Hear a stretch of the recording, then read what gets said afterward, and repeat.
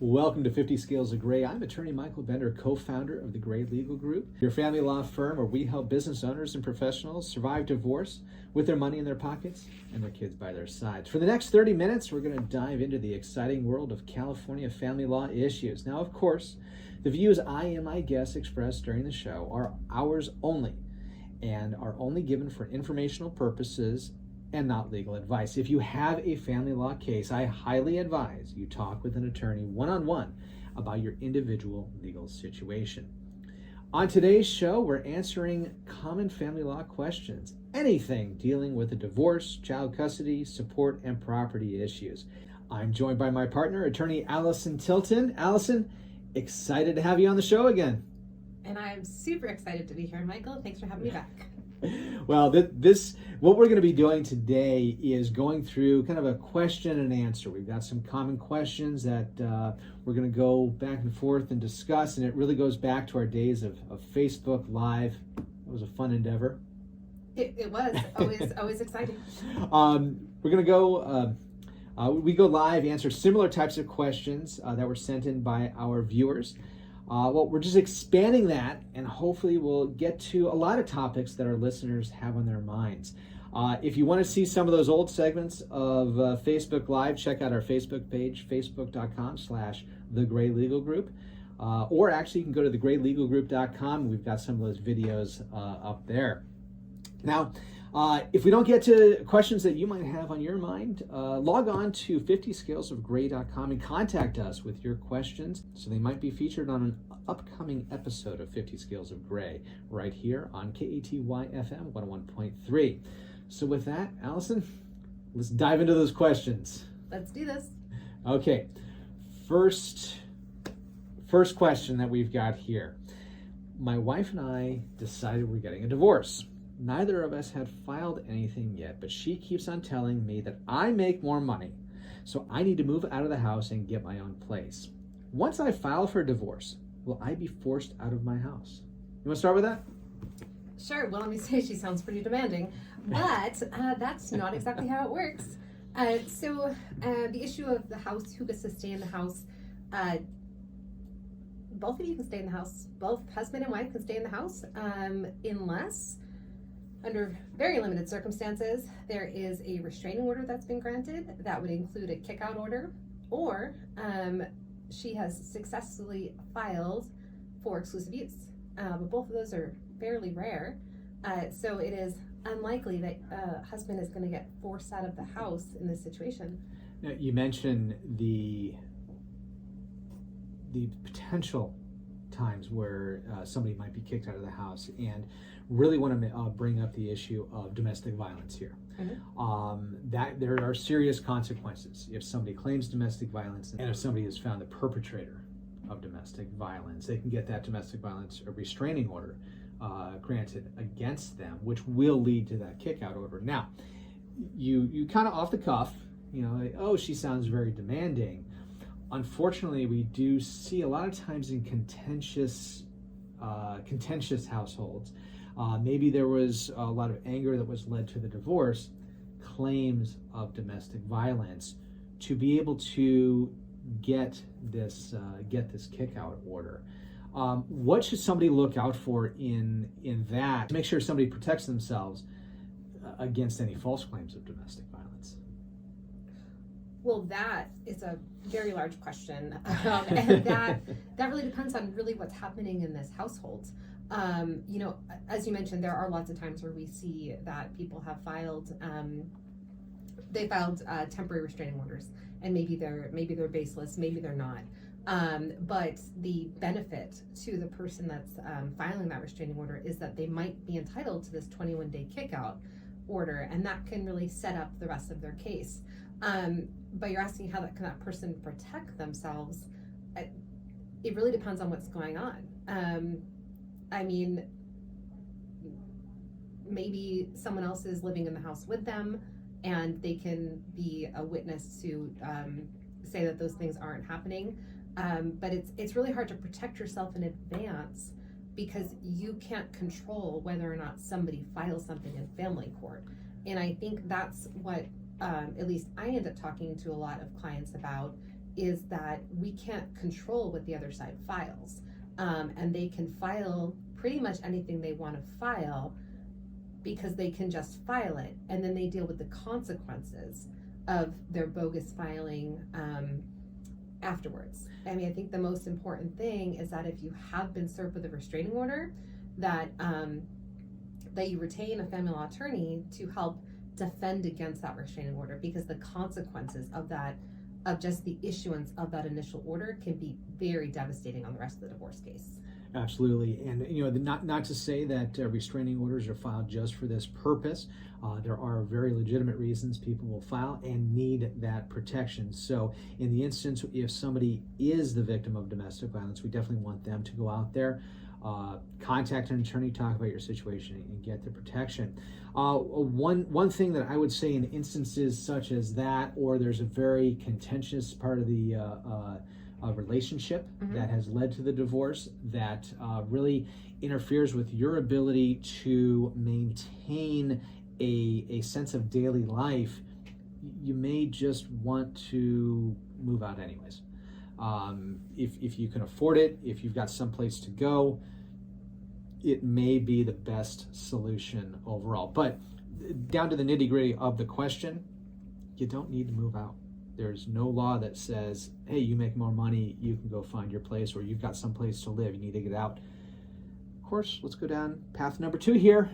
Kids, custody orders. Until you and your spouse or parents that may have been living together, that are not married, until everybody's living separate and apart, the court's not going to give any custody orders. Right. And we see this happen all the time. Somebody has filed a request for order with the court asking for custody visitation orders, and they are ordered to attend mediation, and mediation turns them away because they can't make an order saying when the kids are going to go to which house if the kids are living in one house with both parents. That doesn't mean that the parents can't come to an agreement outside of that context, but you're absolutely right. The court will not make an order absent an agreement of the parties. They're not going to say who's responsible for going down and making breakfast for the children that day and micromanage inside the house. But yes, you bring up a very good point there with parents. These are your children.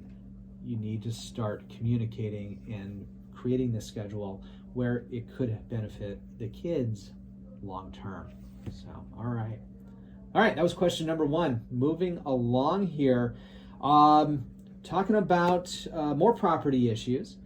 My ex-husband refuses to put the vehicle he was awarded from our divorce in his name.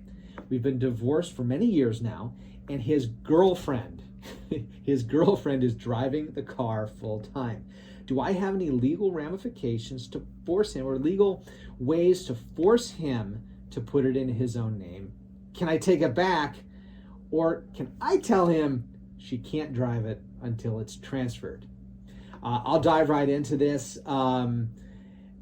If it was awarded in the judgment to your ex-husband, also in the judgment, it should say that both of you need to comply with these orders and take the appropriate steps to execute these orders, meaning he has to comply with the DMV title change form, or whatever it is out there that he has to do with the DMV to get title in his own name. If he doesn't, you can actually take him back to court. You can give a demand, do this by a certain day. If he doesn't do it, hey judge, make him do it. And if he doesn't do it, I want somebody from the court to sign off on these documents so I can go file it with the DMV, so I don't have to worry about his girlfriend driving it around and so forth. Yeah, I think you pretty much nailed that answer. I'll throw out the legal word of what that is for getting the court to sign, because this gets floated around and people don't always know what this word is. And it is a request for an ELISA. It's a very, very specific request. It has to be done a very specific way, but it's called an ELISA request. But no, let me just say, you cannot just take back the car. We've seen this happen where people literally still have the keys. They go pick up that car.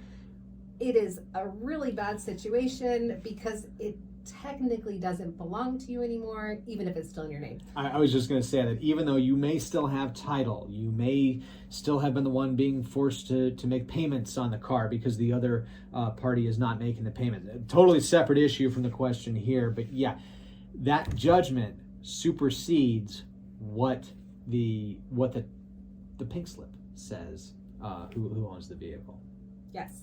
So, all right, well, that's a good start to our questions here. When we come back, we're going to go ahead and continue on. We're going to be talking about other property issues as well as some custody visitation and support. We'll be right back.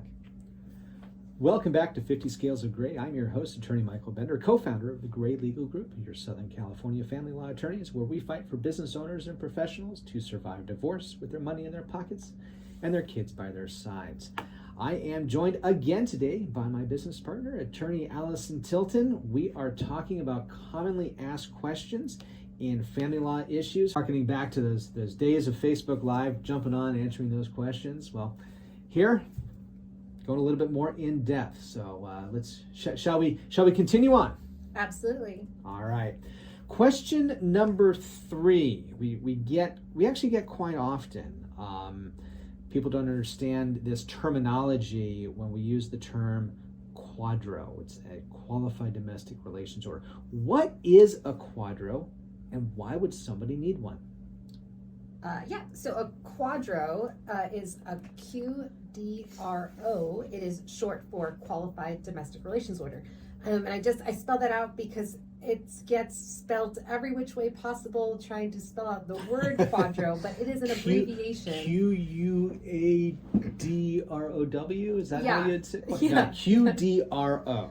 And so a Qualified Domestic Relations Order is, in its most basic form, it is a document that is drafted after a judgment's been entered, and it gives direction to a plan administrator of a retirement plan on what the plan administrator needs to do to divide that plan between the participant of the plan, meaning the person that's actively contributing to the plan, and a non-participant to the plan, or the non-spouse, or the non-member spouse, the other party. So that way the other party, in the terminology of a quadro, an alternate payee, can receive a portion of the participant's money that they put in. So let me put that in like a basic term, okay? So let's say wife has a retirement plan. She's got a 401k. First off, let me kind of jump in here with regards to retirement. We're talking about retirement. There is some common misconception that, hey, well, I don't have my retirement yet. I don't get my retirement until I turn 65. That's when I qualify. Why am I dividing up a retirement in my divorce?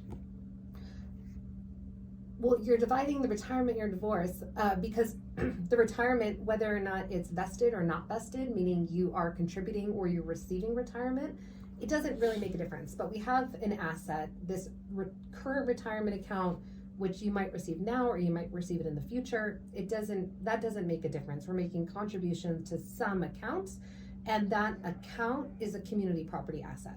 So with the quadro, for the example to explain like what it is let's say wife has the 401k. She is actively working and she's actively making contributions to this 401k. She is the plan participant. She is the only one who can control or access the money that is in her 401k. In their divorce, they've divided the community property interest of this 401k and said, oh, hey, husband is going to get some amount of this 401k. The husband is the alternate payee. He's the non-member spouse. He's, just depending on the type of plan, is the verbiage. And this document allows the plan administrator, meaning the company or the person that's administrating this plan, to pay out a portion of wife's plan to husband. Now, when you say pay out a portion, obviously you're the go-to in the firm when it comes to the quadros and the retirements here. You say pay out a portion. You use the example of a 401k. 401k, we pretty much have a specific dollar figure. what about these retirements, public employees retirements, or pension plans, that type of stuff? How do those get divided up when it's this number we don't know how much somebody's going to get? Yes, let me peel that back a little bit, because that creates a lot of misconception, that creates a lot of the confusion, and that creates a lot of the anger about the division of these assets in the first place. We definitely see that a lot. So there are two main types of retirement accounts. One is called a defined contribution plan, and one's called a defined benefit plan. So a defined contribution plan, that's the one that you're talking about. That's the easy one. That's the 401k. There's other accounts that are similar to this, but that is where you're making a current dollar amount contribution. Sometimes there's an employer match to that, but that is, we're putting this much money in, that much money is getting invested. In our current market, it's probably losing a lot of money, but at some point, it might gain a lot of money. Don't look at your statements right now. Correct. And then we have defined benefit plans, and those are the ones that they're very difficult to value because they are not based on what is currently being contributed to the plan. They're based on a retirement benefit that someone's going to receive at the time that they are able to retire. So those kind of accounts, CalPERS, CalSTRS, federal employee retirement plans, military retirement plans. Some unions have pension plans. Most private companies don't have pension plans. They did years and years ago, but they are very expensive to administer. So really, we're typically looking at a federal or a state employee that has that type of plan. When that is the case, looking at your plan statement, it's not going to work because we don't know what it's going to be worth. We just know the amount that's currently invested. So what we typically do is we have an actuarial value that so we can figure out what the community property interest is. Fantastic. You know, making Quadros fun and exciting. Super fun and exciting. All right. We're going to jump over to child support here for our fourth question here. Determining a timeshare percentage. Somebody writes in, there is a custody order in place for the last 2 years, but we haven't been following that schedule. We now have a hearing to determine what child support is going to be. Will they use the percentage in the custody order or the time that we have been exercising? I'll throw out a quick, it depends. It really depends upon the documentation that you have to show what you have been exercising. Because you may say, well, we have an alternate weekend schedule, or he or she was awarded these days of the week, but he hasn't been exercising them. And the other side, well, yes, I have. It's the court order. It says X, Y, and Z. Well, if there's a long history of interaction between the two of you that says, hey, I can't do these days, or, oh, are you going to come pick up the kids? And the answer is no. Or you keep a calendar. Keep a calendar of what the actual visitation is be. That is when you may be able to utilize the other, may be able to utilize reality as far as coming up with that percentage of timeshare. Well, let me ask you a question. Sure. Why does it matter? Okay, why does it matter? That's a very good question, because in all their wisdom, those up in Sacramento came up with this very, very, very long calculation for child support. We use a computer program to go ahead and calculate what child support is going to be. And one of the main factors that we argue, once you put all the numbers in, out spits the number, that's going to be the child support. Well, what we've got to do as attorneys and what litigants in support cases do, we argue about the numbers that go in there. That's the income, that's any deductions, and timeshare percentage.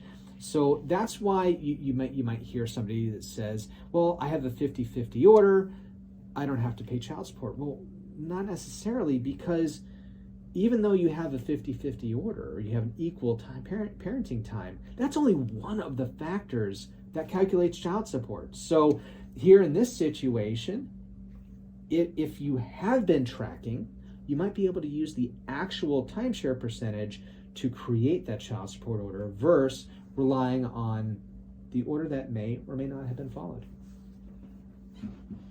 That is all very, very true. I think what's also sometimes interesting here is when we start to do these calculations, sometimes we get stuck in the nuance of, is it 15%, 18%, 20%, to one of the parents. And when we do these calculations, it's like dollars difference. Yes, it very, very well can be dollars. And a lot of the times that, litigants have to look at the fact that how long are we going to be arguing over dollars? Right. Well, exactly. And I think what's kind of important to understand here is that the percentage of time in that child support calculation, even if it's a little bit higher than the actual time, because it's only a couple dollars difference, that's not going to dictate or control somebody's ability to change their custody visitation order, right? I think often, when we talk to people, they get very fixated on these numbers because they think it's going to affect their ability sometime down the line to change their custody visitation order, because they maybe have agreed to, or the court entered a child support order that is not exactly what they think is right. But all right. Hey, I just wanted to tell everybody out there, if you have a question that you'd like us to answer in a future episode of 50 Scales of Gray, or for more information on these topics that we're talking about, visit 50scalesofgray.com. That's gray with an E. 50scalesofgray.com. We'll be right back. Welcome back to 50 Scales of Gray. I'm your host, Attorney Michael Bender, co-founder of the Gray Legal Group, your Southern California family law attorneys. I'm joined by my partner, Attorney Allison Tilton. We've been answering questions today, commonly asked questions about family law. We're here in our final segment, and this one right here, while it's not specific to a family law issue, I wanted to include it here because it is super, super important. Question here is, I recently had some guy come to my house, and he gave me a summons saying I was being sued. I don't think I owe the money, but don't know what to do from here. What is my next step? Well, let me tell you, I can turn any question into a family law question, but I will answer this first from a not family law context. So let's talk about what a summons is, right? Because I think that's the controlling document here, and this applies in every California litigation case, is a summons. And a summons is the form that is signed by the clerk of court that tells somebody that they are being sued for something. So it might be that they're being sued because they owe somebody money. It might be that they're being sued because they're getting a divorce. But even if you think you don't owe anybody anything, or you don't even have a spouse, it doesn't That'd be pretty interesting to get served a divorce. Well, I said divorce, but what I should have said is like a family law case. Yes. Because it has to be answered. What that document tells the person that received it is that they have 30 days from the date that they received it to file a response. That could be in any courthouse for whatever it is. Quick note here, you mentioned 30 days. Yes, in the common type of case, a civil case, a family law case, you do have 30 days. There are some exceptions to that with regards to eviction cases. Read the summons. That would give you the number of days that you have to respond. It's very, very, very important that you read the summons to see how many days you have to respond, but you definitely want to respond. Yeah, and thank you for that clarification, because I was not thinking about unlawful detainer cases, but absolutely, right on that page, it will be in English and in Spanish. It will tell you exactly how many days. It is super important that you don't ignore this, and it will it will also tell you the court that the case is filed at. Almost every court has some type of self-help services, so that way there's really no excuse. The judges just don't care. There's really no excuse on why the person that received this didn't file the appropriate documentation with the court. Also included on the summons is the other person that is suing you, or if they're represented by an attorney, their information's on there as well. Don't think by contacting them or writing them a letter or just reaching out to them that you're protected. You actually need to take action by filing something with the court. Yeah, and I think in this question, right, where I don't think I owe anybody anything, for this purpose, it doesn't matter what you think. It doesn't matter if you think you are liable, that you owe somebody money, that you have done anything wrong. What matters is the fact that somebody else thinks that you have, and you're being sued because of it. And if you don't take action and you don't protect yourself, then that person who files that suit, whether it's a good lawsuit or a bad lawsuit, they can absolutely request that the court enter a default against you, which means that they are cutting off your rights to respond. Now, I definitely want to say, when looking at various public forums out there, there is some bad advice for people that are just chiming in. And some of the worst advice that I've seen is, well, even if it's past the statute of limitations, there's nothing they can do about it. So you can just ignore it. Can I just make like the buzzer noise, like, Yeah. Not true. we not need true. We need to come up with some sound effects here. We gotta increase the budget for this, I guess. I just want to say, personal experience here in the context of family law. When you have the Department of Child Support Services, you're not actually going to get personally served with paperwork, but they can screw things up. Meaning that if they are they misspell a name or put in a social security number incorrectly, they can start trying to go after the wrong person. I know that for me personally, we received something that says, I owe X amount of dollars, we need to do a wage garnishment. I said, whoa, time out. Not involved in a divorce, never been dealt with the Department of Child Support Services, no other obligations out there. I immediately contacted the Department of Child Support Services, and fortunately we worked it out where, oops, wrong social security number, but had I not taken that action, that could have had significant repercussions on employment, on wages being garnished. Your driver's license could have been suspended. Driver's license, yes. Driver's license can be suspended. They could pull your passport. I mean, it's the list goes on and on. It's big.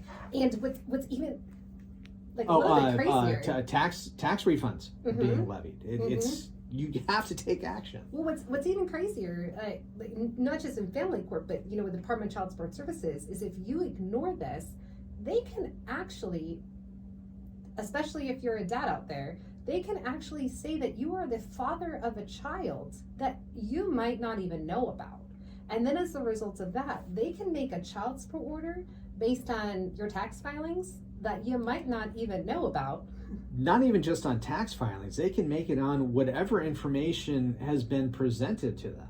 Right. So, I mean, this isn't like a diss on the Department of Child Support Services. This is really, you need to pay attention if you have received a summons regarding any kind of lawsuit. Anything at all. Like you said before, a default can be entered. A default can be taken based upon whatever information the other side is given.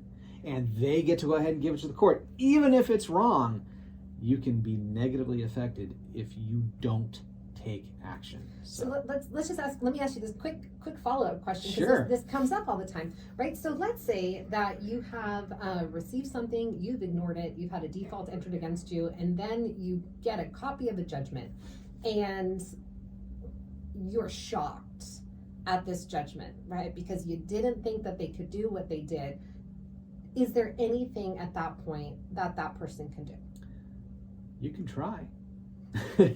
There are ways, both in the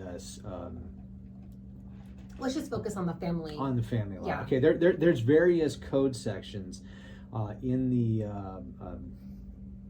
there's various code sections in the family code, code of civil procedure, where you can ask the court to what's called set aside your default, set aside that judgment. But it is very, very difficult, especially in the scenario that you gave. It was ignored.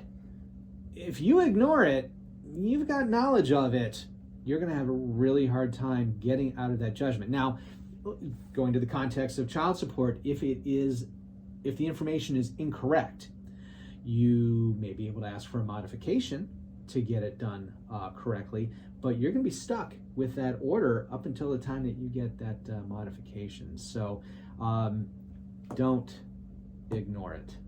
And it's just big umbrella here with regards to any time that you get a summons, whatever type of case it is, do not ignore it. Have we stressed that enough? Should we ignore it? I don't think we should ignore it. Don't ignore it. Definitely don't want to ignore it. And if you get a family law summons, feel free to reach out to us for a free consultation at thegraylegalgroup.com, or you can contact us at 951-587-8970. I'll be happy to have a member of our team go through this with you to see what we can do to help you out in that situation. This has been a lot of fun, Allison. I think we should go back to the days of Facebook Live. Well, let's maybe not. Let's see if some of the viewers have some questions, and then we'll have listeners. See if some of the listeners. So yes, again, if you have a question, go to 50scalesofgray.com. Any topics that you'd like us to go ahead and raise, that's 50scalesofgray.com. Gray with an E. It has been a blast, Allison. Definitely going to need to do this again on a future episode. I'm game. All right. I want to thank everybody out there who tuned in. Remember, you can join us here every Saturday morning on KATY FM 101.3. For more information about what we've discussed today, or to contact the Gray Legal Group, go to 50scalesofgray.com. That's 50 Scales of Gray, Gray with an E. Remember, the Gray Legal Group, because the law is not black and white. Have a great day, everyone.